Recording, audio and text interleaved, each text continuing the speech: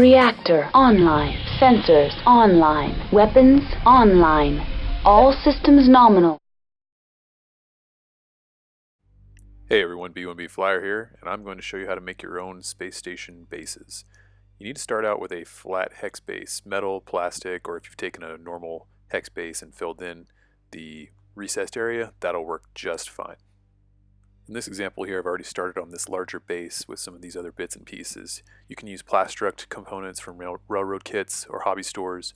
Evergreen Models also makes a lot of styrene types of textured pieces and thicknesses and things like that. You can get tubes and so on.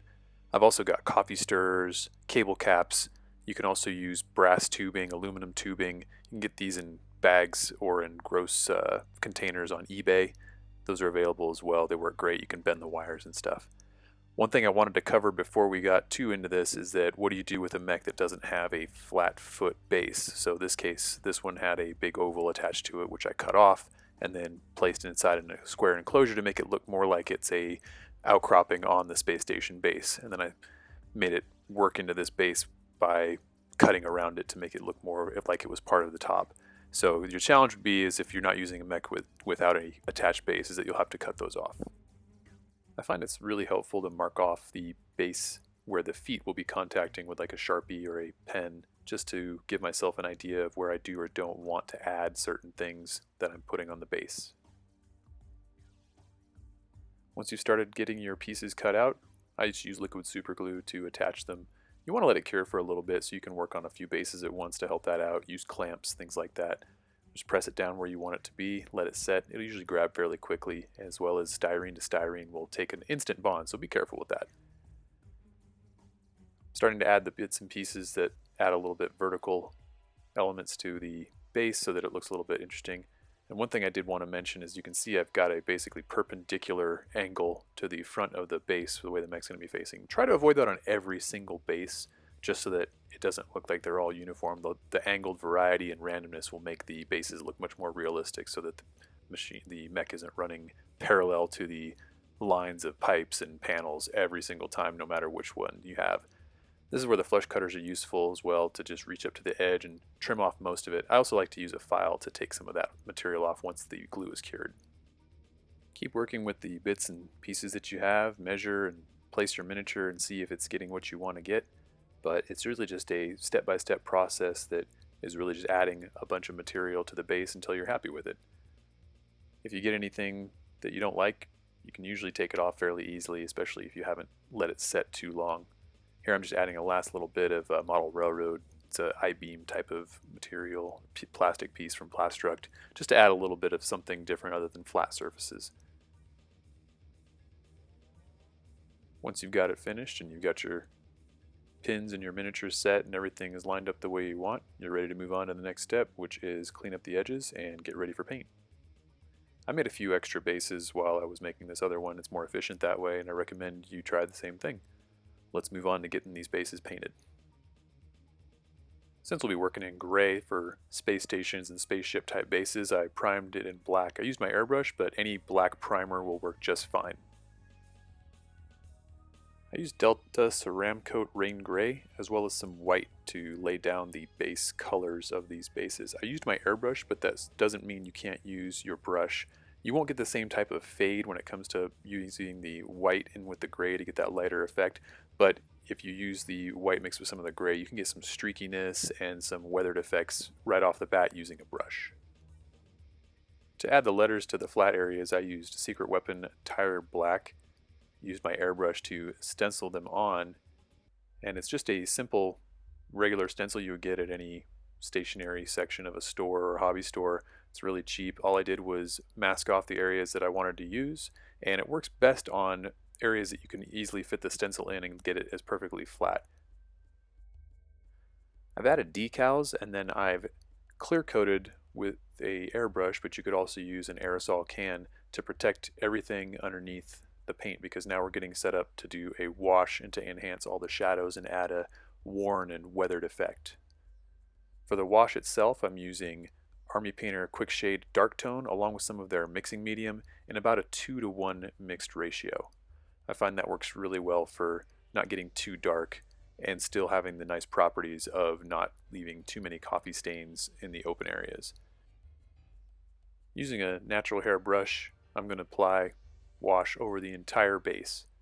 I'm going to work it into every little crack and crevice, and then I'm going to start to work it into the areas where I want them to be darker. You can see me pulling the paint more towards that raised edge, and as well into the recessed areas in the center of the base that I want to have darker. You have a few minutes of work time with the Army Painter washes, and then after that it's going to start to create an edge, and if you try to manipulate it too much, you'll end up getting coffee stains that you've induced. You can see it streaks really well if you want that type of effect, and then you're able to push it around without too much effort. Have a paper towel with you handy, as well as a bit of water to rinse out your brush and remove some of the wash material so that you can adapt. You can see here I'm going to dab it off, and then I'm going to start to remove some of the excess so that I don't have just a big old puddle where I don't want it. Take your time. There really is no wrong way to do this because you're adding a weathered, or I guess worn, depending on whether it's a spaceship or a space station, to this overall appearance. So there really is no wrong way to do it. It's all up to you on how much you want to do. Once you've let that wash completely dry, you're going to want to come back and do a second one. I'm going to add a little more dark tone to the same mix just to strengthen it, because it's not going to be over the entire part of the base this time. I'm just going to go in and try to shade the areas that I definitely want darker, and since there's already some wash down, it's going to blend pretty well with itself. Apply the wash just like you did the previous one, and then make sure to let it dry completely before starting the next step. With the wash layers completely dry, come back to some of that rain gray we used as our base coat, and get yourself a paper towel and a soft, wide brush for dry brushing. Put some paint on the bristles, and then remove most of the paint on a paper towel. The intent here is to have a little pigment left on the brush itself so that when you lightly run the brush over the edges of the base, the paint only comes off on the raised edges, thus giving you a decent highlight appearance without too much effort. It'll fit in really well because we've already used this color, so that there's a tie-in between the darkened shade of this gray and the highlighting shade that we're using it for now. Try to run it perpendicular to the edges to get the most benefit of the highlight. I also like to run across the outer edge of the base too, just to highlight the edge there before I run the edges black. I reloaded my brush, and I'm doing something that's optional. You don't have to do this if you don't want, but I'm actually dry brushing over my letters and my highlighted and lighter areas to add a bit of weathering and faded paint effect. You don't have to do this step if you don't want, and if you're too nervous to do it, I don't blame you for not wanting to try it, but I like to add a little bit of just worn and degraded look to every little bit of the base. So it's up to you if you like the way it looks. This is easily something you can try.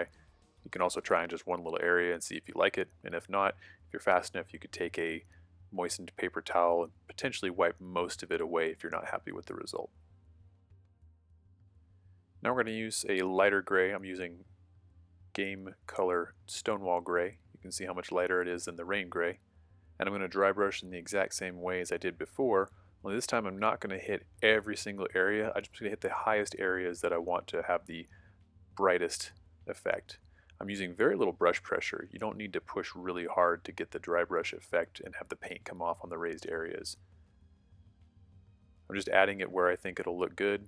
I'm even asymmetrically applying it to certain panels, not doing the entire panel, just to add a bit of variation and make it look more interesting. After sealing it, here's the finished result. Thanks for watching. I hope you enjoyed it. Follow us on Facebook, Camo Specs Online. Give us a like, subscribe, and we'll see you next time. Shutdown sequence initiated.